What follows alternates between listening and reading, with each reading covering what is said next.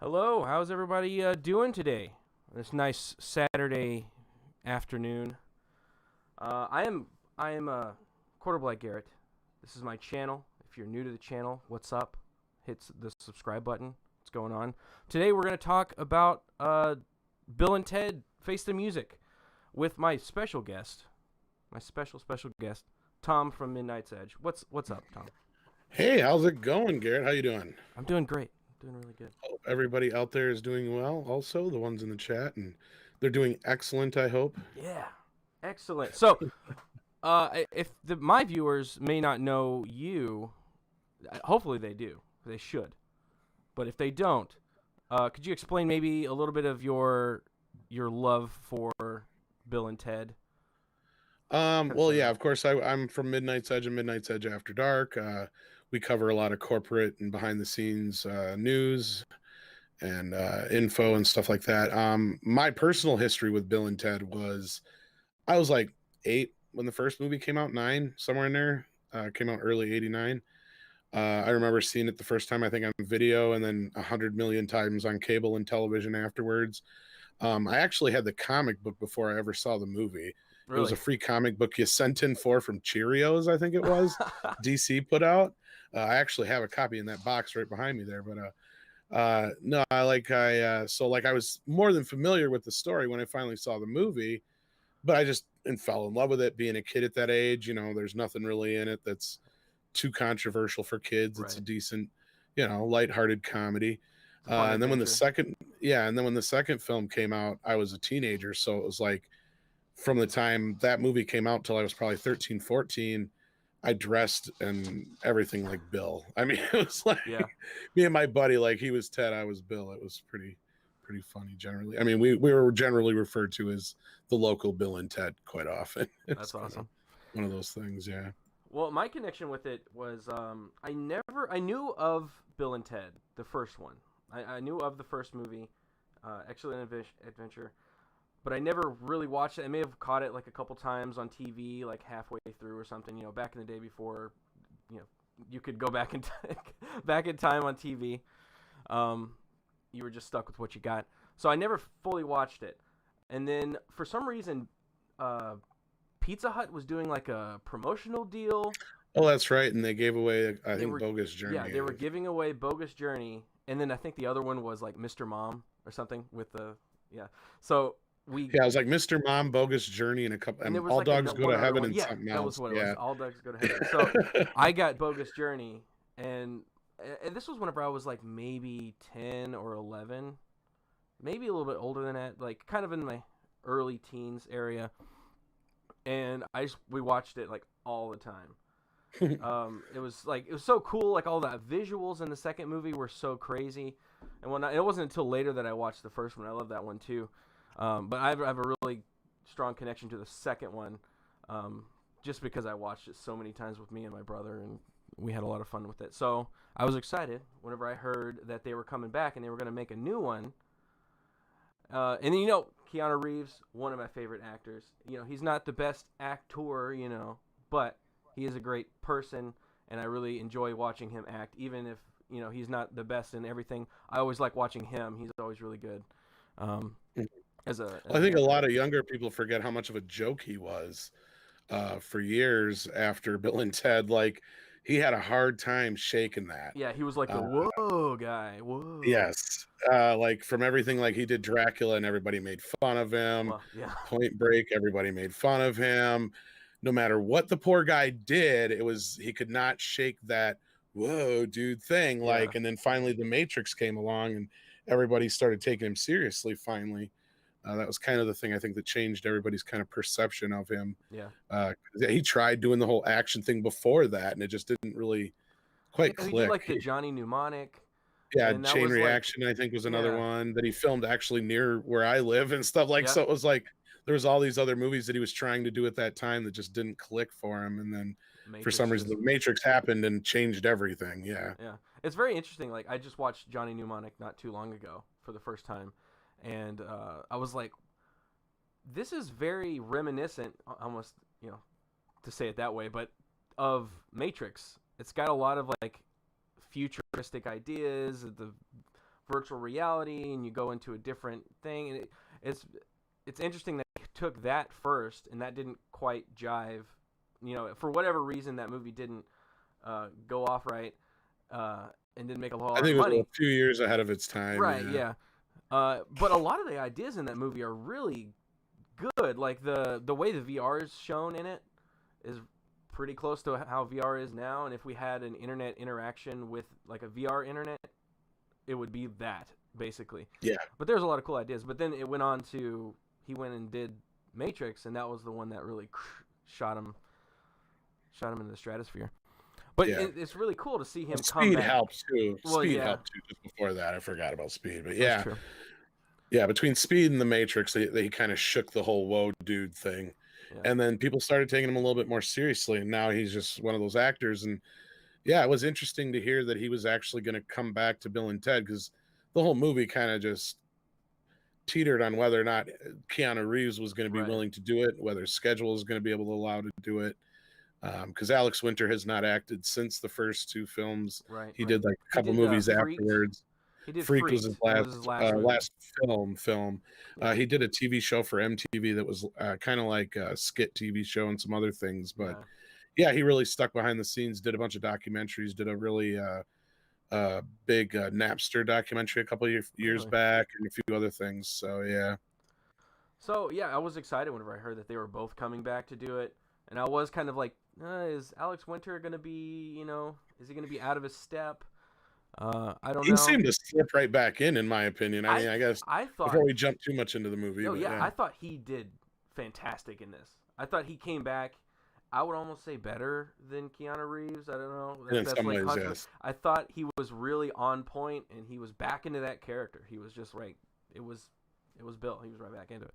I wish he had never quit acting. It was like, yeah, dude, I miss Alex Winter. It's like, oh man, yeah, and he's why'd he still quit? really good. Like he should do other stuff now. But yeah, let's talk about it. So it came out, and there was some kind of mutterings about they gender swap the sons that they had in the last part of Bogus Journey, which I guess technically they didn't specify, but whatever.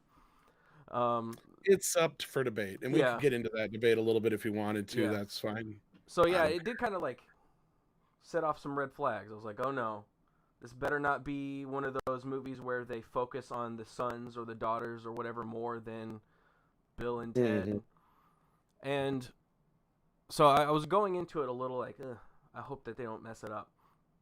So that was kind of, and then lately all media has been so woke. It's been so woke that anytime I see like even a little inkling of something, it just pisses me off. So I'm like, nah, it's woke, it's dumb. So my first viewing, I will say, I was harsh on it. I think I was a bit harsh on it the first viewing, but I liked most of it. Did you watch it again? Yes, I watched it for a second time, and then I'll let you talk about your experience with it. Well, I mean, I was not as at first. I guess here's the thing: I knew a little bit more about this movie a couple of years ago than I could really say. Okay. Because I knew some people that were closer to people involved, and I already got a kind of a rundown of what the script was, and it pretty much was the same thing we got. It was that basically Bill and Ted had gotten so wrapped up in their own, tunnel vision of the song that the rest of their lives just kind of happened without them. And then when the moment came, they were just like, whatever. And it had more to do with going through dimensions. Cause like, the first movie was about going through time. Second movie was about heaven and hell and theological things. This one was more like, they kept telling me it's a Christmas Carol. It's like Bill and Ted in a Christmas Carol. They get to see the possible futures and all this kind of stuff. And there was a little bit more about the past in the original story idea too. And Ed did confirm some of that when I talked to him, Ed Sullivan, one of the writers. Yeah. He's like, they originally, by the way. That was really he's like, originally they went back to the night they first met Rufus and all this other stuff in the script. And I'd love to get that script from him and take a look at it. But he also said that the original ending was also a downer. He's like, they didn't succeed in the first ending. So like, I'm glad they changed that. And I heard they were daughters a while ago. So I guess it just never, like, for me, when people started being a big deal about it, because it was like, so they never probably heard it like before all the crazy wokeness went down. Probably 5-6 years ago almost. It was right after they first decided to go this route and Keanu had signed on, because you guys got to remember, it took them 6-7 years almost to get this movie off the ground. Yeah. This was not a studio picture. Ed Solomon and Chris Matheson, the original writers, had been nursing this idea for a while, and they kept coming back to Keanu and Alex and going, well, what if we did this? Well, what if we did that? And the boys were just like, and then finally this idea clicked, and they're like, okay, this is it. I think we got it. And they just kept moving forward with it until finally they found the funding. And even that didn't quite happen from what I gathered. Yeah. Everybody had to pretty much put their money back into the movie to get it to happen. And that's why everybody's name in the credits is executive producer, because Keanu Reeves, William Sadler, all of them put their paychecks right back into the movie.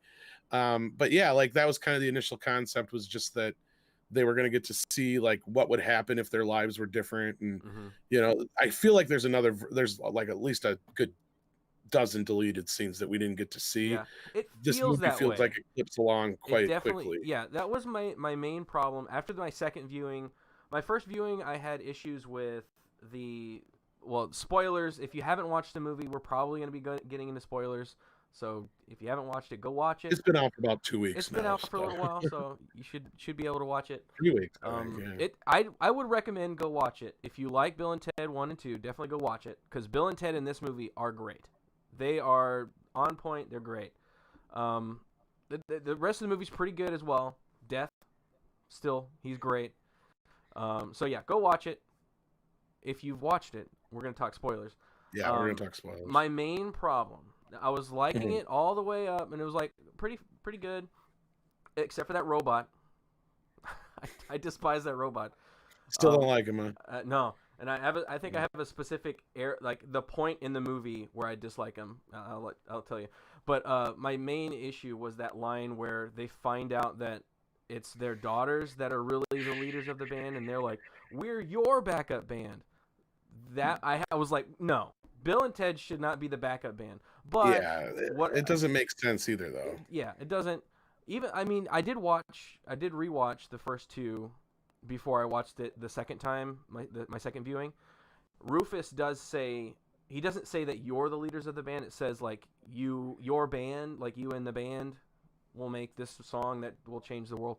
So I guess like you could finagle it and be like, okay, it's that, but like they didn't have to make the daughters were the ones that brought the band together. And it was like, but in the movie contextually, they are the ones that come and step out. They pass the music to everybody.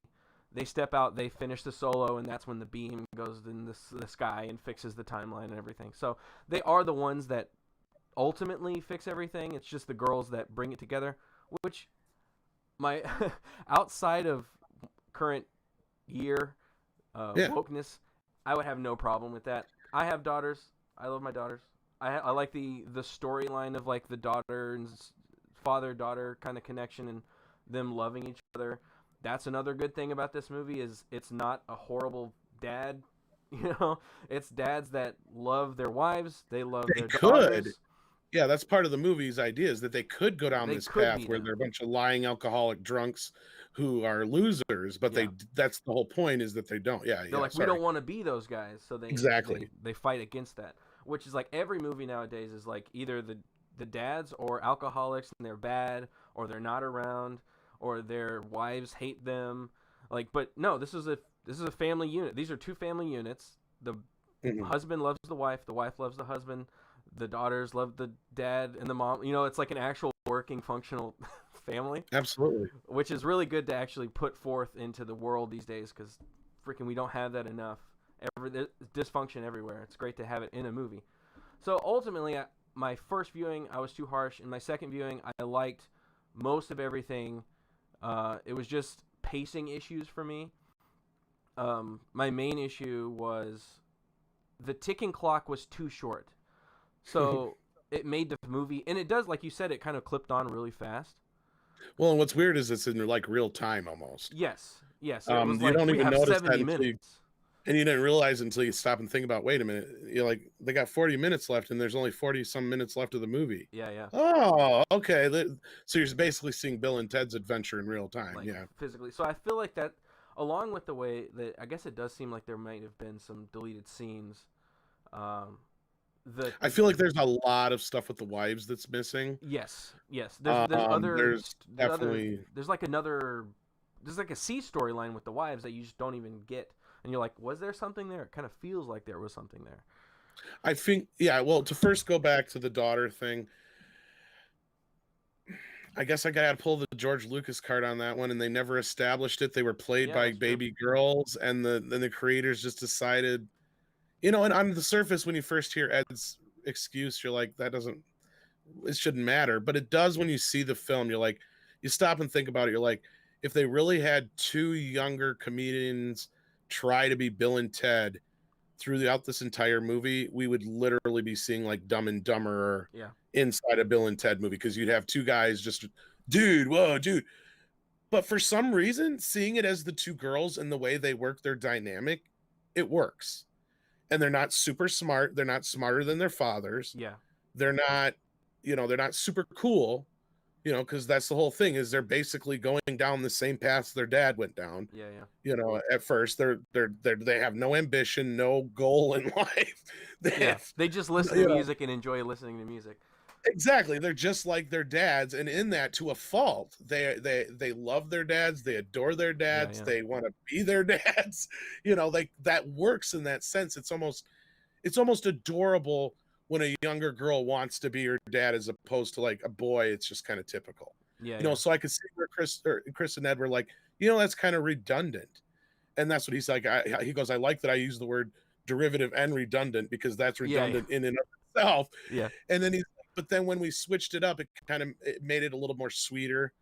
And you can see where it's like, okay, we got to help our dads. Yeah. And even when that moment, like you're talking, which I hate, the line should be, you're part of the band too. Yes. We're all part of the band. It's our band. Our band. Yeah, like it's a whole family, familial thing. Like exactly. I feel like if they said that, I would have got like tingles. I'm like, oh, it is. It's them. It's the family. It's them coming together. Like that would have been great. And it makes sense with the way things play out, because, like you said, Bill and Ted both figure out that, we've got to get instruments to everybody in infinite timelines. I love that they use the infinity button, something that's been there since the first film. At the end of the first film, George Carlin flat out says, your music will align the planets in harmony, and then which is what we see. Yeah. And, they even kind of play with why we don't have Rufus in this film, which is kind of sucks. But, Kelly explains, we just found this anomaly. Yeah. This anomaly is what's causing this disturbance. And it does kind of fit with Rufus's overall prophecy. But again, the line should have been, you're part of the band. Because like you said, as soon as they start playing, that's when everything lines up. Yeah. Because Death and all them are still sitting there through the whole song going, nothing's working. Like, what's going on? And then, working. And even Rufus's wife's in the future just going, like, where are we going to go? Like when the one guy's like, we should probably get out of here. And she's like, where? Yeah, where were you thinking of going? Yeah. Yeah. Like that one part in the Army, I think it was an Armageddon or whatever, with Billy Bob Thornton. They're like, we should get down to the thing. He's like, where the fuck are we gonna go? Yeah, where else are we gonna go? That's another good point. Rufus's wife and his daughter in the future. Yeah. There's a point where she turns and says, he would be proud of you. And it's another point in Hollywood where they could have easily changed it and been like, your father's he was wrong and we need to go kill Bill and Ted, and but no, she accepted, no, he was right. You did a good job. Your father would be proud of you. Yeah, and I think that was one of the better messages, is because, like a lot of people were saying, it's woke. Okay, here's your answer of how I know it's not woke. If it was woke, the great leader, who was a woman, and the widow of Rufus would have been right the whole time. Yeah. But they made her dead fucking wrong. She was way wrong. She admits she's dead fucking wrong. And then to make it even better, you've got Kelly, who, just like the other girls, has faith in her father throughout the entire film. And she's like, no, I know my dad's right, and I'm going to prove he's right. Yeah. To the, to whether or not, to whatever end it comes to. And that's the great thing. Now, as far as likes and dislikes, she was one of the characters. I liked the character. I hated the actress. Kristen Shaw. Oh, yeah. Yeah, Kristen Shaw just... I wish they had somebody else in that part, and I would have been a bit more, because the first time I saw her, when she came out and talked to Bill and Ted, I was like, this is who they got to play Rufus's daughter? Like, no. No. Should have been like Janine Garofalo or somebody like Yeah, that. I don't know, Somebody with that somebody. calm, cool, just like Yeah, because because she's like when supposed to be like cool, you know, like they were Rufus is thinking, cool. I think they were thinking, oh, we need a comedian because George Carlin was a comedian. Yeah, yeah, George Carlin didn't work because he was a comedian. He worked because he was fucking cool. yeah, yeah, You know, like that's yeah. He why had that George cool Carlin worked. factor.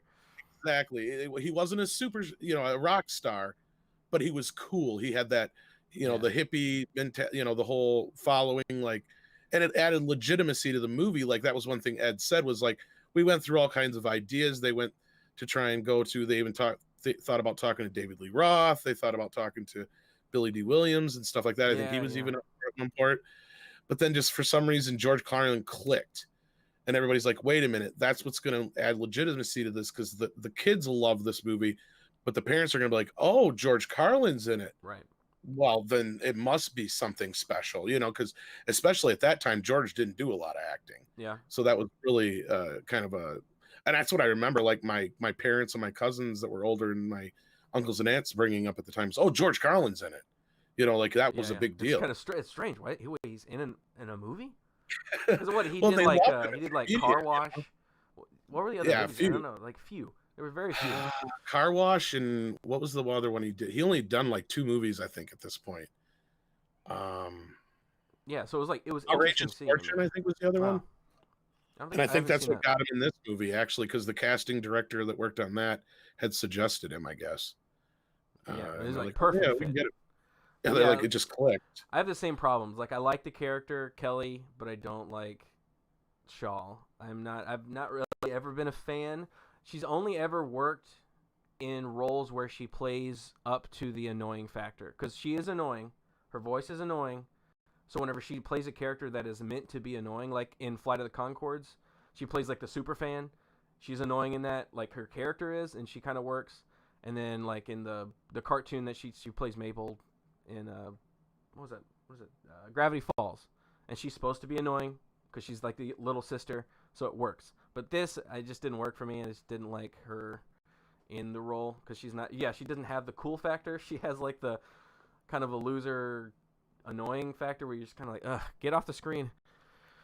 Yeah, yeah, even like a Kat Dennings or whatever her name is would have been probably better. maybe, yeah, Because you're right. Like Kristen Shaw always plays. She's like the annoying friend. yeah, yeah. She's not the person I think of when I think of Rufus. Like I just don't. Yeah, that was a big. And Samara How Weaving. old is his actual daughter? She's closer to my age because she grew up. Well, she was there, and she's not an actress. I'm sure they would have let her if she wanted to, because she's in the one scene in the future where they revealed Dennis, if I remember right. Oh, really? Because her and Ed are fairly close friends. Because she grew up on the set of the first two. Because she was like 6 or 7 when they did the first one, I think. So she's closer to my age. Yeah. And then she would have been like a teenager or so, close to it on the second one. Because because she hung around those movies and the sets, I guess. So it would have been cool, but I guess it just didn't work out that way. I thought that was the case when they announced she was going to be in the movie, but it was just a bit part. So she doesn't even have a speaking role as far as I know. So it's a bummer. They should acting classes. Just get some acting classes. It was probably her choice, I'd imagine. Just get in there. Because I mean, this movie was literally like, I think that's where the family thing really carries through the movie a lot, because it really was like one of those we're getting the band back together kind of movie. Seemed like it was like same writers, got Bill and Ted back. Let's like make a tribute to the old movies. And it even goes a little deeper than that. You've got like Kevin Yeager coming back to do the special effect makeup.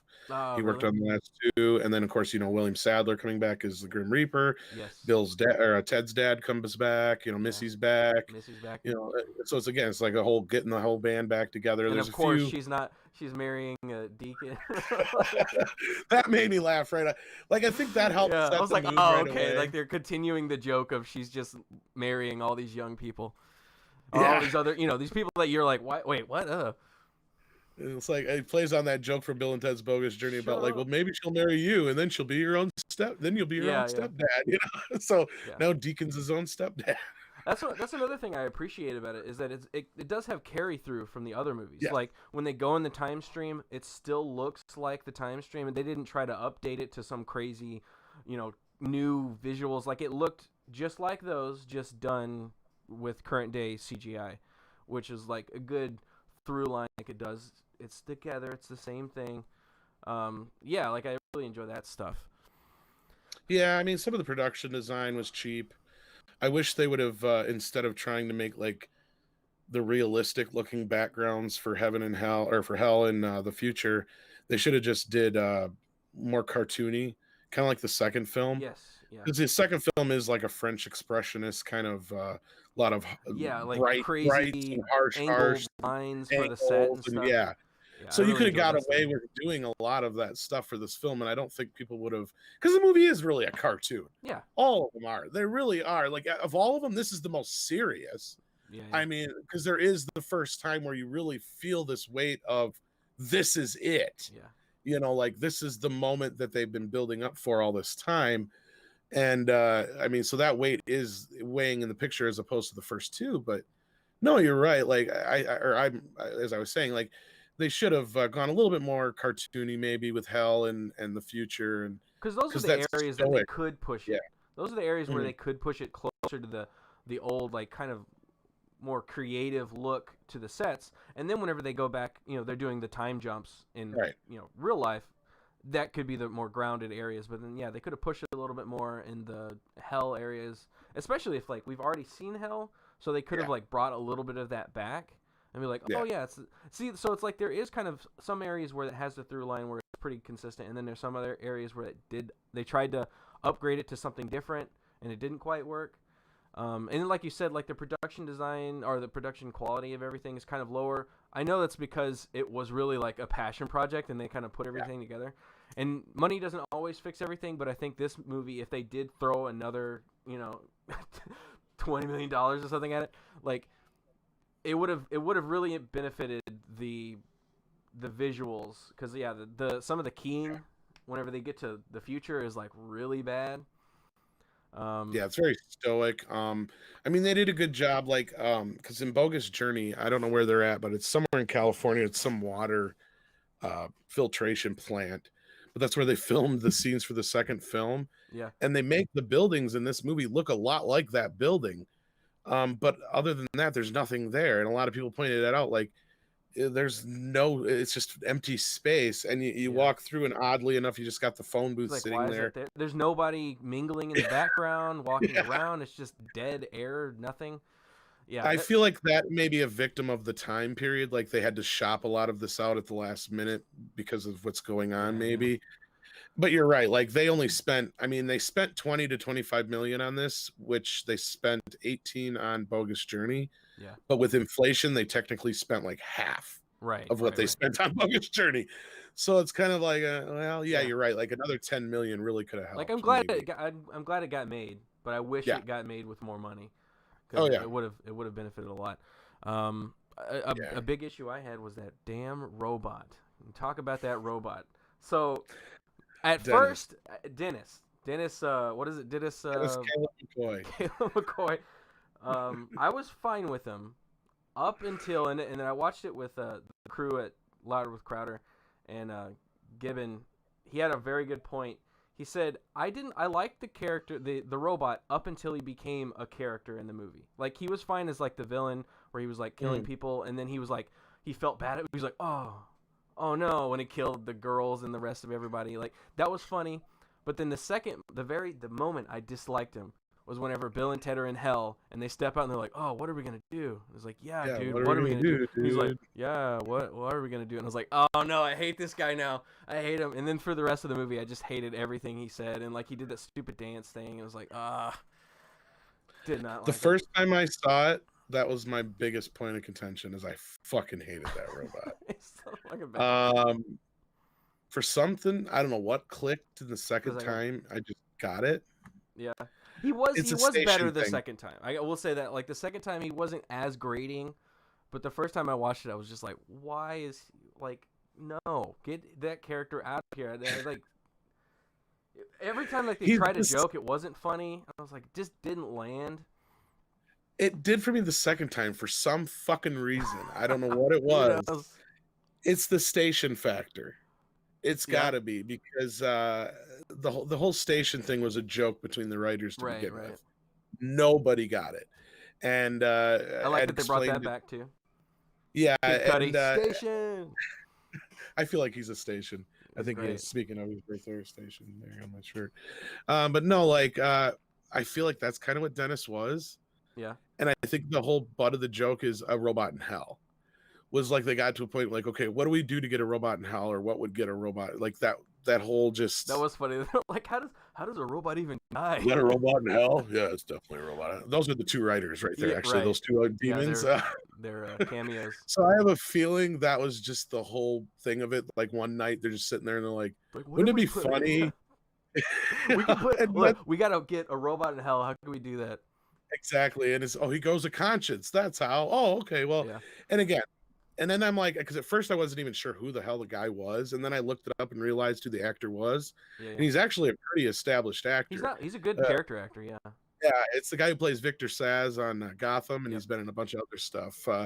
Creepy But no, looking guy. for some reason, the second time it just clicked with me, and I understand why people don't like him because Yeah. he's exactly what you said he was, and I think that was the point. I Yeah. think that's like their joke on the audience. Because He is Ed's a annoying little as hell. Well, yeah, like everybody treats him like he's annoying after that point. Like that he's telling that story. He's like, "Oh, my name is Dennis," and then they're like, they're like, "Just shut up, shut the robot up." So yeah, it's like I get it, Yeah. but like yeah, there's something about him. No, I totally understand how he could be annoying and grating, and knowing Ed, I can kind of tell why he put him in there because Ed's the type of guy that would sit there and as long as you don't know who he is, and he hears you talking about like one of his movies, he'll spring in the conversation and add something in to get you going. And he loves to hear people bash his stuff. Yeah. So to hear you say that Dennis Caleb He's McCoy is like the worst characters in history, it's just him going, Yeah. Because he's found himself in these funny situations where he's talked to people where he even got yelled at for mansplaining Men in Black once to a group of people. He wrote the first. I love that movie, by the way. That movie is so tight, like structurally. That's a good movie. But that's funny. No, and again, speaking of structure, though, yeah, this movie feels like there's a good 20, 30 minutes left on the cutting room floor. Yeah. Justin brought up in the chat there that it ends abruptly. It does. Yeah, there's there needs to be an epilogue. Like the family needs to be back together. Like maybe they're having this would be great. A little epilogue where they're in their backyard having a grill out and they're all hanging out and there's like different, like Jimi Hendrix is still there and like they're still kind of hanging out with other people throughout time. They're having a little cookout. Like could have been cool to bring back some cameos. Yeah, just something like that.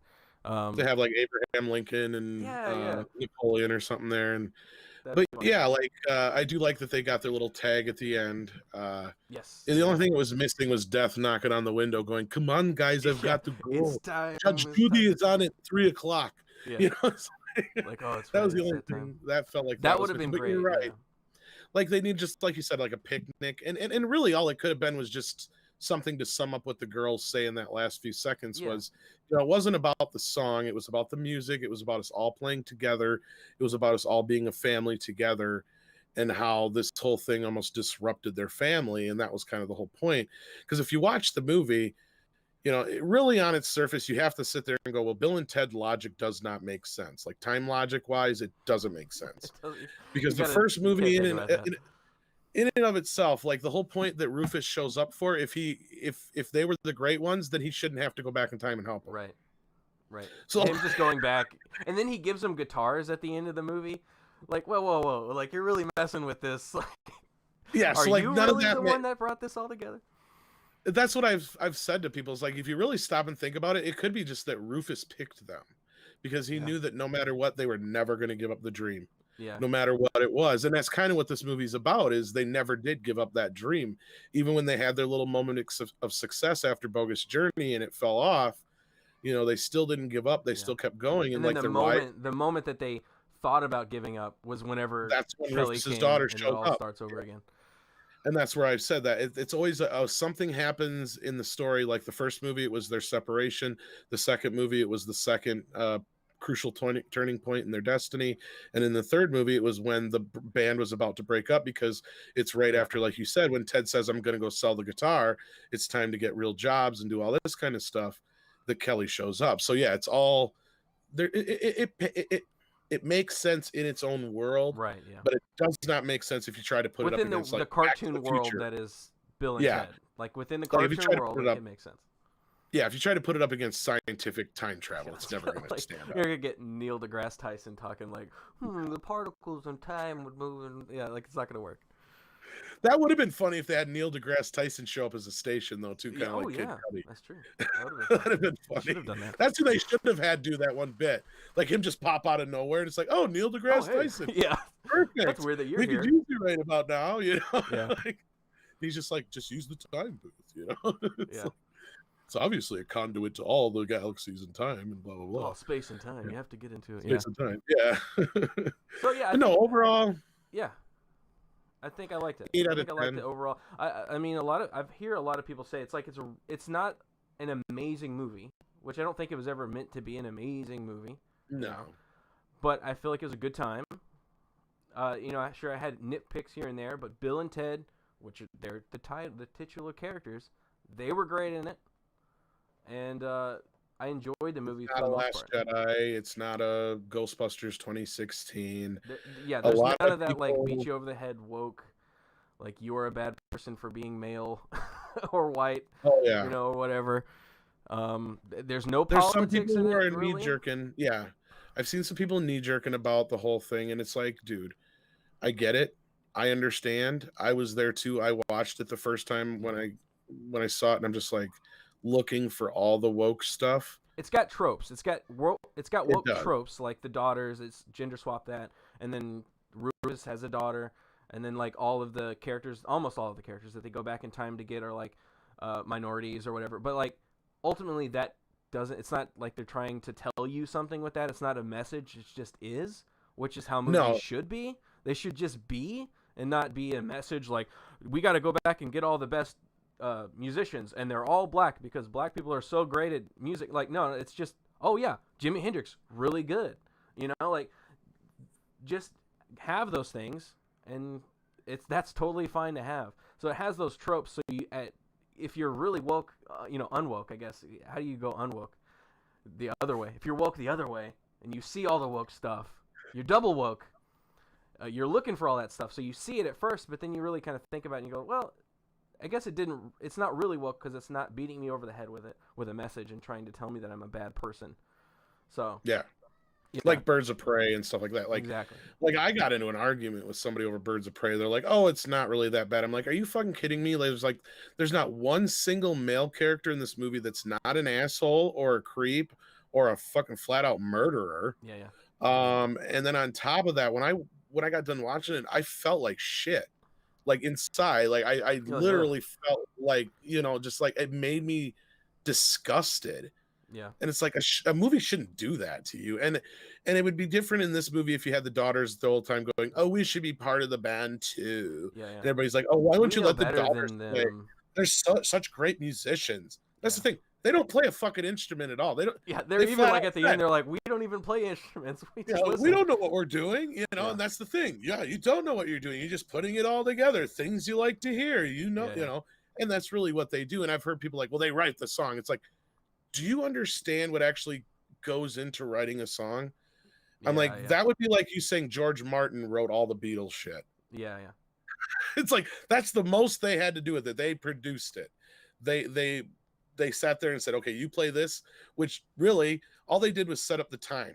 They set it at 113 beats a minute, and Death's bass line was in C major, so that just set the tone. Yeah. And that's all it is. C major is an easy key to play in anything.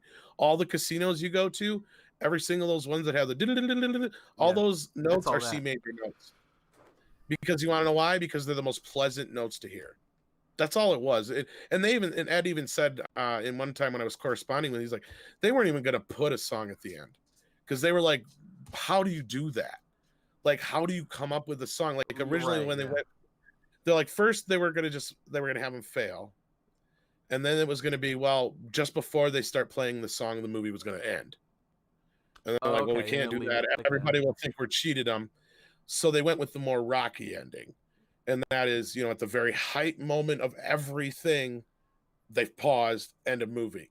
And then we get to see the little tag at the end. Yeah. But again, I agree with you that we should have gotten something to see the family together, the whole unity thing. Like, this is what it was really If there was all maybe about. like a mid-credits scene, sometimes you Yeah. or like a scene while the credits is going, put it off kind of off in a box off to the side. That was another thing about Yeah. it. It was like there was not that much, and this would have benefited from having a bigger budget, more music. It needed Yeah. more. Like whenever they played the future thems played the Dave Grohl song for them, like you didn't hear it.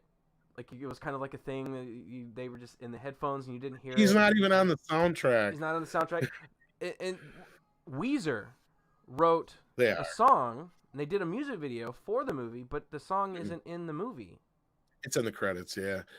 And here's the thing from and that credits thing with everybody playing. I can get what they were trying to do. They were trying to make like a their song is like the third song in the credits. Let's see if I can find it. And that should have been like the first song, because those are good songs.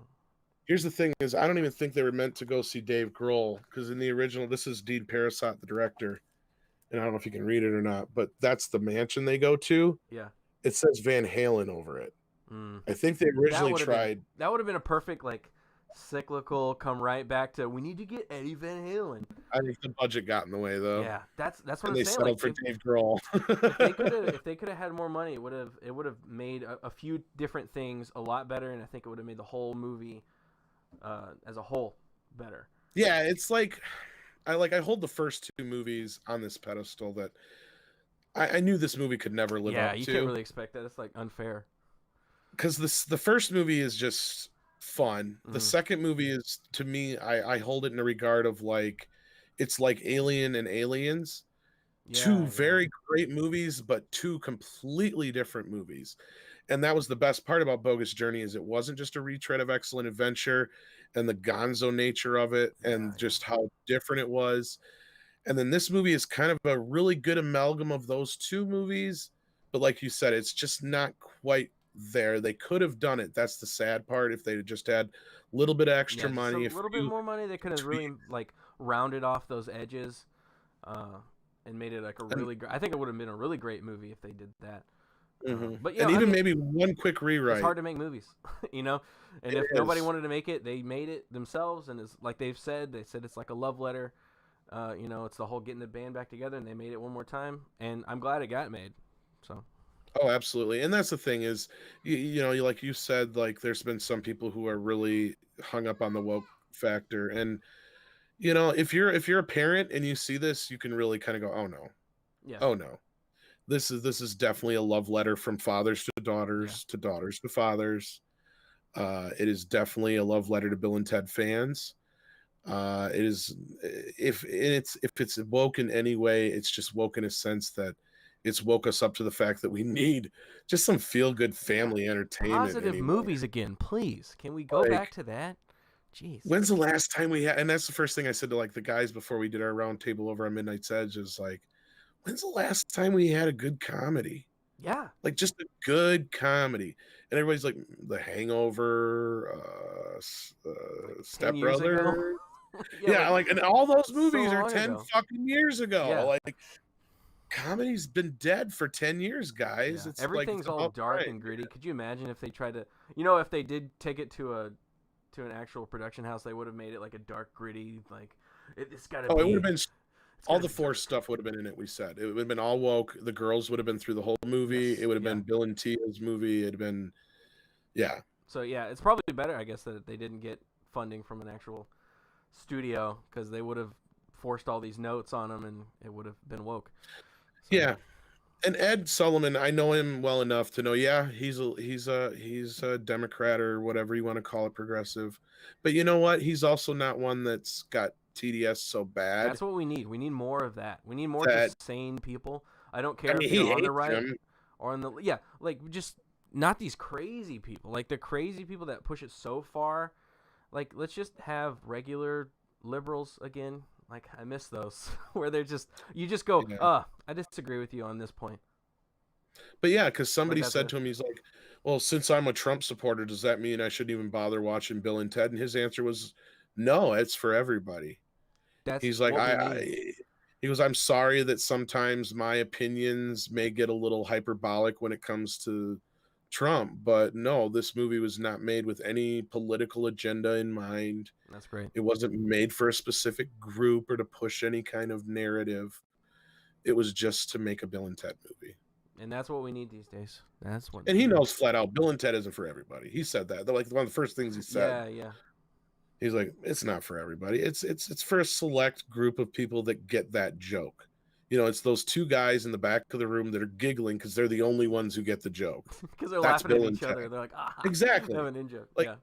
and that's what the whole thing is built on. Is these two guys who just, well, three at first, but two guys who just got the joke, and they're like, you know what, this is funny to us. Maybe it's funny to other people. Yeah. All right. Well, I think we had a pretty good discussion. I think so. Overall, I like the movie. I did. It's pretty not enjoyable. as good as the first two, but Obviously not as good as the first two.